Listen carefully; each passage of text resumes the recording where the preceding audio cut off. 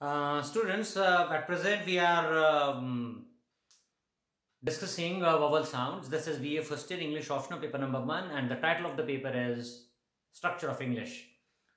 So, yesterday itself I started discussing vowel sounds. And yesterday I made it clear how vowel sounds are produced. So, I talked about the various positions of our tongue while pronouncing these sounds. तर व्हावल म्हटलं की मी म्हटलेलं आहे म्हणजे अ पासून आ पर्यंत जे मराठीमध्ये आहेत ते व्हावल आहेत. इंग्लिशमध्ये सुद्धा तसंच तुम्ही गृहीत थोडक्यात धरा. ओके. तर the first sound we discussed was discussing at that time, and this first sound is E. Okay. E.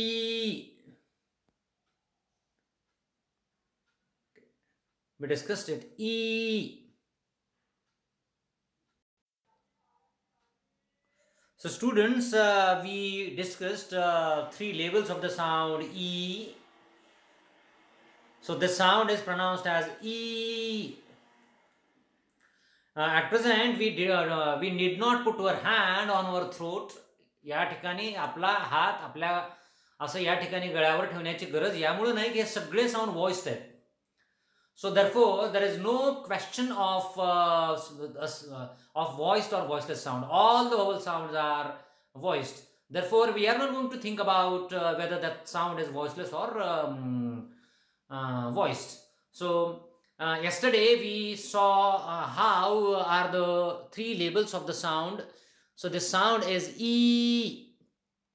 So this sound is drawn like a small I. Small I, and I hope you have drawn this diagram to have. तुम्ही diagram काढा. Diagram काढून हा sound म्हणजे समजून घेण्याचा प्रयत्न करा. थोडंसं रिपीट करतो जे काही काल झालेलं आहे. So this sound is produced at this sound is produced by the front part of the tongue. आपल्या जिभेचा समोरचा भाग वापरण्यात येतो. हे जिभेचे तीन भाग पाडलेले आहेत आपण. Front, central, back. Okay. So while we pronounce the sound E, at that time the front part of our tongue is used. So this becomes E. Okay. So this is the first level. And second level is that how much is the height of our tongue. आपली जीभ एकदम natural म्हणजे काय position मध्ये राहते का? Natural in the sense म्हणजे एकदम म्हणजे जीभ एकदम फ्लॅट राहते का? एकदम खालच्या बाजूला म्हणजे जीभ आपली राहते का? नाही. Okay. So while we pronounce the sound, so at that time our tongue is raised to the close level. म्हणजे जणू आपण आता हवेचा येणारा मार्गच बंद करतो की अशा पद्धतीनं वर येते आपली जीभ. फॉर एक्झाम्पल ई, समोरचा भाग ई. ई. त्यामुळं हा साऊंड उच्चारत असताना आपल्या जिभेची हाईट किती असते? क्लोज पोझिशनच्या जवळ असते. त्यामुळे दुसरा लेवल क्लोज. ओके. क्लोज मी काल डिस्कस केलं हे. And finally the third level is whether the sound is rounded or unrounded. आपल्या ओठांचा आकार राऊंड होतो का राऊंड होत नाही यावर तिसरं लेवल ठरलेलं आहे. बघा बरं आता माझ्याकडे होते का पहा. तुम्ही सुद्धा आरशाच्या समोर कधी थांबून प्रॅक्टिस करू शकता. E. E. So here my lips do not round. माझ्या ओठांचा आकार गोलाकार होत नाही. त्यामुळे ह्याला काय म्हटलेलं आहे? Unrounded vowel. Unrounded vowel is the third लेबल. सो परीक्षेमध्ये जर विचारलं तर एवढं लेबल लिहिलं, फ्रंट, क्लोज, अनराऊंडेड व्हॉवल लिहिलं की एक पैकी एक मार्क मिळतो. हे खूप महत्वाचं आहे. हा डायग्राम म्हणजे तुम्ही ड्रॉ केलेला आहे. जर नसेल तर व्हिडिओ पॉज करा आणि डायग्राम ड्रॉ करा. ओके. व्यवस्थितपणे ड्रॉ करा. अँड आफ्टर दिस मी सुरुवातीला सांगितलं आहे 3 टर्म्स म्हणजे कशा पद्धतीने पडतात म्हणजे व्हॉवल साऊंडच्या. या म्हणजे what part of tongue is raised. जिभेचा कोणता भाग वापरण्यात येतो हा साऊंड तयार करत असताना? फ्रंट, सेंट्रल का बॅक.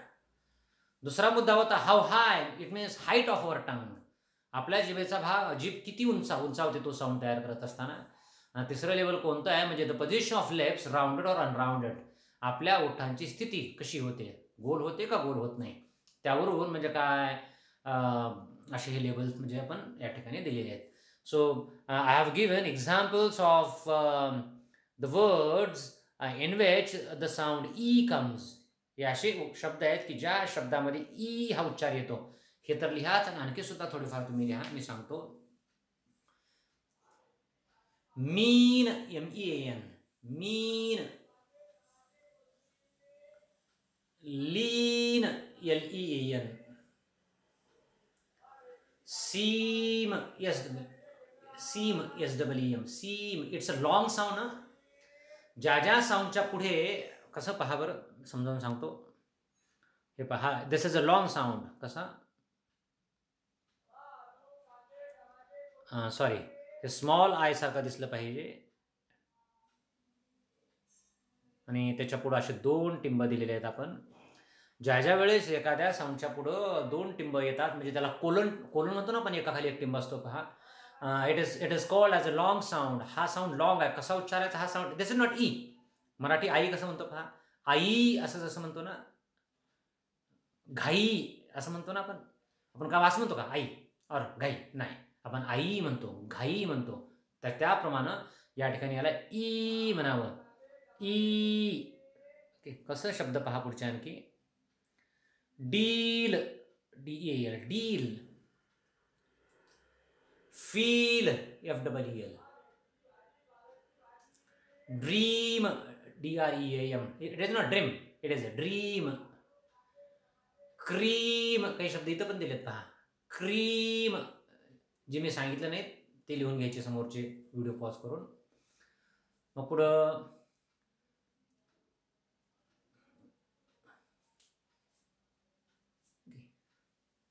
बीन्स, BANS, शेंगा. बीन्स, बीन्सच्या शेंगा आपण भाजी बनवतो का. ओके. देन फीस्ट, FEAST, मेजवानी. फीस्ट. ओके. अशा प्रकारचे हे शब्द आहेत, समोर पण दिलेले आहेत. हे सगळे शब्द लिहा. या शब्दामध्ये ई हा साऊंड येतो, त्यामुळे हे शब्द आपण घेतोय. Okay. Now the next sound. पहा आता, म्हणजे कसा आहे पुढचा साऊंड. हा डायग्राम पहा, थोडा मोठा करतोय मी. हा, आता पहा.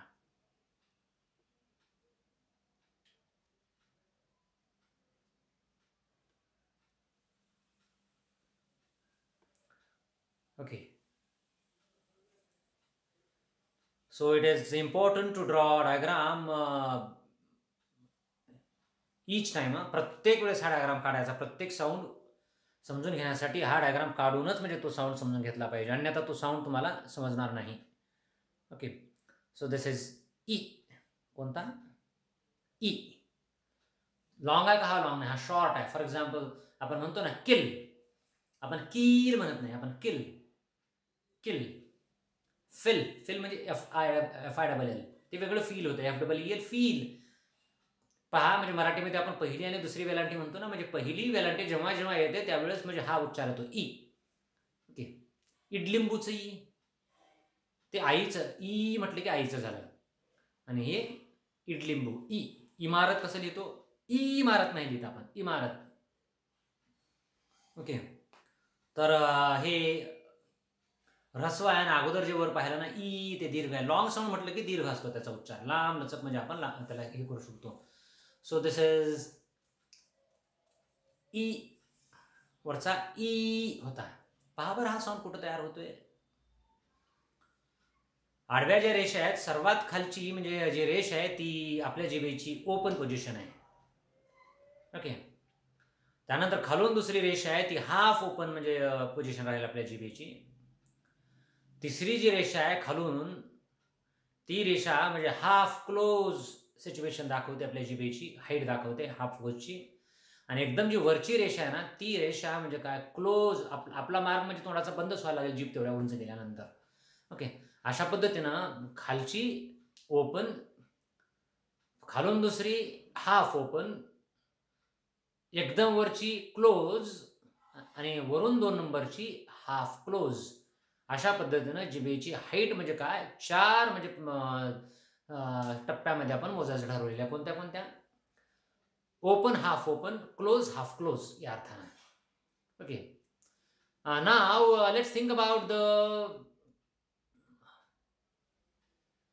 Which part of our tongue is used. आता हे जरा हाईटचं झालं तर हा साऊंड तयार करत असताना म्हणजे उच्चारत असताना नेमकं कोणता भाग वापरला जातो जिभेचा? पहा बरं, फ्रंट, सेंट्रल का बॅक? ओके, फ्रंट, सेंट्रल का बॅक? आता पहा, ज्या ठिकाणी मी टिक करतोय तो कोणता आहे म्हणजे मी सांगतो. पहा बरं, आता जो हा पार्ट आहे उभा, कोणता? हा मी टिक करतोय तो. ओके, हा उभा जो हा पार्ट तसा तिरपा येतो थोडासा.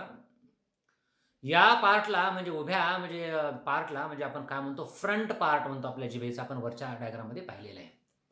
Okay, so this is the front part of our tongue. त्याच्या म्हणजे पाठीमागचा जो भाग आहे ज्याला आत्ता मी टिक करतोय त्याला तुम्हाला माहिती असेल कोणता भाग म्हणतो आपण. This is called as the central part of our tongue. आपल्या जिभेचा हा म्हणजे काय मध्यभागचा भाग आहे. ओके, एकदम पहिलं टिक जे केलं तो समोरचा जिभेचा भाग. दुसरं जे टिक केलंय तो म्हणजे जिभेचा सेंट्रल पार्ट आहे. हा पहिला फ्रंट, दुसरा सेंट्रल, आणि आता जे टिक करतोय ना हा कोणता आहे? हा बॅक पार्ट आहे. Now you tell me, while I pronounce the sound E at that time which part of our tongue is used? सांगा बरं. तर हा साऊंड उच्चारत असताना ई आपल्या जिभेचा कोणता पार्ट वापरतो आपण? आकृतीत पहा थोडंसं. सो तुम्ही म्हणाल की front. Yes, you are right. आता याचे लेबल्स म्हणजे कसे आपण दिलेले आहेत थोडंसं पहा, समजून घ्या. ओके, तर याला थोडंसं कसं आपण केलंय पहा, ह्याचे लेबलिंग कसं केलंय पहा. ओके, तर फ्रंट म्हणण्याऐवजी आपण काय म्हटलंय? Centralised front. पहिलं लेबल या साऊंडचं कोणतं तिथे दिले पहा समोर. Centralised front. सेंट्रलाइज्ड फ्रंट म्हणजे काय? सेंटरकडे गेलेलं फ्रंट आहे. नुसतं फ्रंट जरी म्हटलं तर चालतं, पण जास्ती अप्रोप्रिएट कोणतं होईल? Centralised front. कारण हा साऊंड ई तयार होत असताना आपल्या जिभेचा मध्य म्हणजे समोरचाच भाग वापरण्यात येतो, पण म्हणजे मधल्या भागाला जवळ असलेला समोरचा भाग वापरतो आपण. ओके, सेंट्रल पार्टला जवळ असलेला फ्रंट पार्ट वापरतो. Therefore the first label here is centralised front. Okay, centralised front.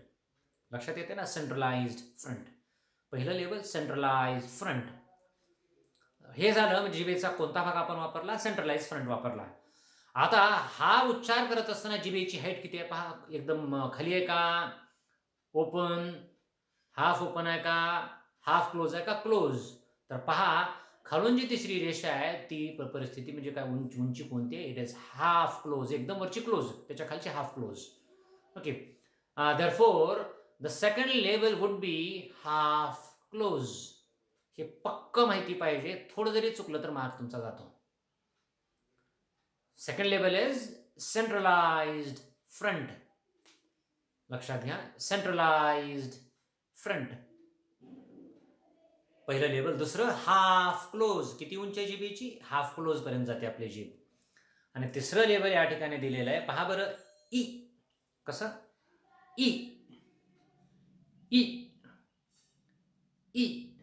Round होतो का ओठांचा आकार? नाही. बघा, ई नाही, राऊंड नाही होत. Therefore the third level is unrounded vowel. Okay, third level काय? अनराउंडेड हा शब्द लिहिलाय, त्याच्या खाली कसं लिहायचं? Unrounded vowel. VOWEL. तिसरं लेवल अनराउंडेड वॉवल. हे तिन्हीच्या तिन्ही लेबल व्यवस्थित आले, लिहायला जमलं परीक्षेत तरच एक मार्क मिळतो. एक जरी लेबल चुकलं ना मार्क मिळत नाही. Okay, so this is important. Now let's think about examples. Okay, तर हा साऊंड कुठल्या कुठल्या म्हणजे काय शब्दामध्ये येतो हे शब्द या ठिकाणी दिलेले आहेत पहा. लांबलचक यादी मी दिलेली आहे. ओके, तर आय स्पेलिंग आल्यानंतर कुठे येतो? बेट. पुन्हा ई कुठं आल्यानंतर स्पेलिंग म्हणजे कुठं कोणते कोणते शब्द आहेत? वाय स्पेलिंग आल्यानंतर सिटी. जिथं वाय आलं ना तिथं ई स्पेलिंग येतं. ओके. काही ठिकाणी ए आल्यानंतर म्हणजे काय ई उच्चार येतो, काही ठिकाणी आई आल्यानंतर ई उच्चार येतो. So this is given. सोपे सोपे उदाहरणं या ठिकाणी आहेत आणि थोडे कठीण पण मोठे मोठे पण उदाहरणं आहेत. तर आता काय करा, म्हणजे व्हिडिओ पॉज करून तुम्ही हे उदाहरणं लिहून घेऊ शकता. ओके. व्हिडिओ पॉज करून उदाहरणं लिहू शकता आणि मी सुद्धा काही तुम्हाला उदाहरणं सांगणार आहे, ते सुद्धा लिहा. या ठिकाणी ते रिपीट जर होत असतील तर समोरचे शब्द लिहू नका. ओके, घ्या. Kill, KILL, kill. Fill, FILL. Female, FEMALE. Female, फी इथं ई आलेलं आहे. Female, FEMALE.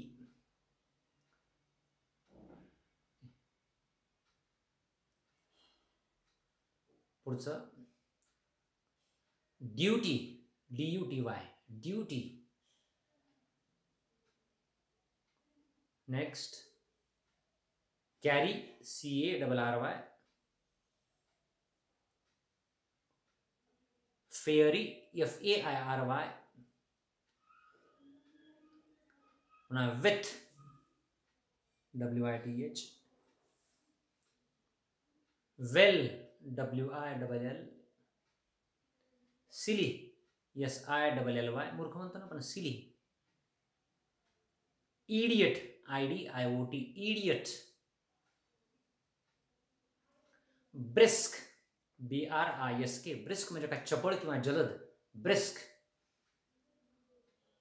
पुढचा आहे फ्रिस्क, FRISK. फ्रिस्क. ते कुत्रे किंवा असे जनावरं कधी कधी बागडतात पहा, गाईची वासरं वगैरे, बागडणे, फ्रिस्क. पुढचा आहे risk, RISK. Win, WIN. Pin, PIN. Sin, SIN. Sin, पाप म्हणतो आपण, पाप, SIN. सिन वेगळं, सीन वेगळं, SWN. सीन म्हटलं की वरचा साऊंड येतो लॉंग, ई. हा ई वाला नाही, हा शॉर्ट वाला आहे, ई.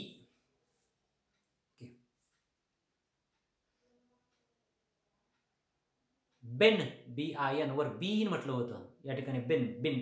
Dustbin, BIN.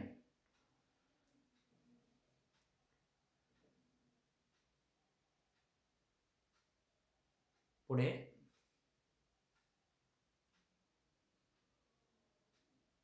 रिन, आपले साबण, रिन, RIN.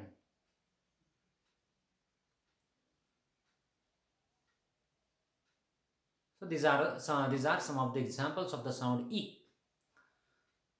परत एकदा सांगतो, दोन्हीमधला फरक काय, मराठीमधून सुद्धा लिहून घेऊ शकता बरं तुम्ही समजून घेण्यासाठी. हा जो साऊंड आहे हा पहिल्यांदा अभ्यासलेला, या साऊंडचा उच्चार आहे ई. कसा, ई. आई लिहिताना ई लिहितो ना, ई. मराठीमधून लिहू शकता ई. कसं लिहितो आपण मराठी त्याला, असं, ई. ओके, हे झालं ई. पुढचा कोणता आहे पहा,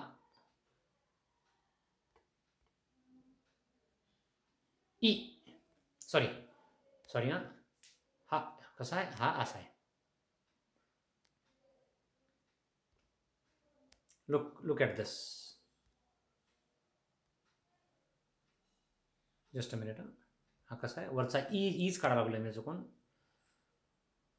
हा असा आहे, स्मॉल आय सारखा आणि वर दोन टिंब असलेला वरचा होता ई, आणि कॅपिटल आय पण लहान आकाराचं कॅपिटल आय, याला ई.